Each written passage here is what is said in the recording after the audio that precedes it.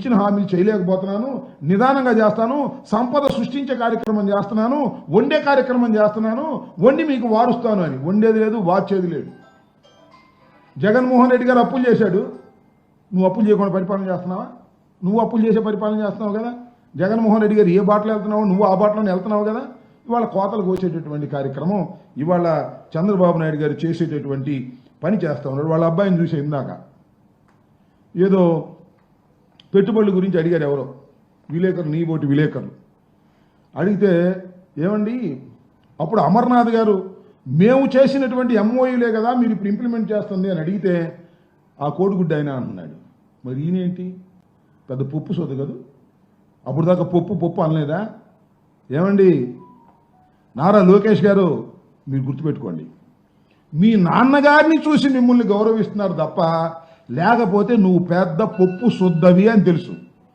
మా అమర్నాథ్ ఉన్నాడే, కోడిగుడ్డుగా అంటున్నావే నువ్వు, ఆ కోడిగుడ్డు చెప్పిన ఆయన ఒక మంత్రి గారి కుమారుడు.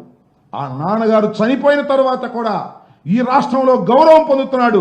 వాళ్ళు నాన్నగారు లేకపోయినా గౌరవం పొందుతున్నటువంటి వ్యక్తి మా అమర్నాథ్ని పట్టుకుని కోడిగుడ్డు అంటావు. నిన్ను పప్పు అంటే మాత్రం నువ్వు ఒప్పుకోవు. నువ్వు శుద్ధ పప్పువి. ఇవాళ కొద్దిగా నిన్ను గౌరవిస్తున్నారు. ఎందుకంటే మీ నాన్నగారు నువ్వు చెప్పినట్టే చేస్తున్నారు కాబట్టి, నాకు పదవి కావాలంటే నీకు దండం పెట్టాలి కాబట్టి, నిన్ను గౌరవించాలి కాబట్టి అందరూ నిన్ను గౌరవిస్తున్నారు. ఆ గౌరవం చూసి నిజమని రెచ్చిపోవద్దని కూడా మనవి చేస్తున్నా. ఇందాక చదివా నేను, ఎర్ర బుక్కు చూస్తే తెలుగుదేశం వైసీపీకి భయమా? ఎందుకు భయం అన్నాడు. మాకేం భయం? నేను ఇప్పుడో చెప్పా, తిరుపతి మొన్న మీటింగ్ వెళ్ళినప్పుడు, నీ ఎర్ర బుక్కు నా కుక్క కూడా భయపడదని చెప్పా. Don't care.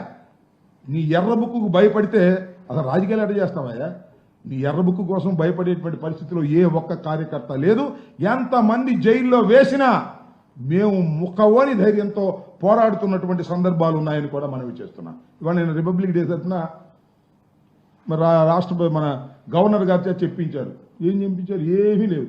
ఈ పని చేస్తాం అని చెప్పరా.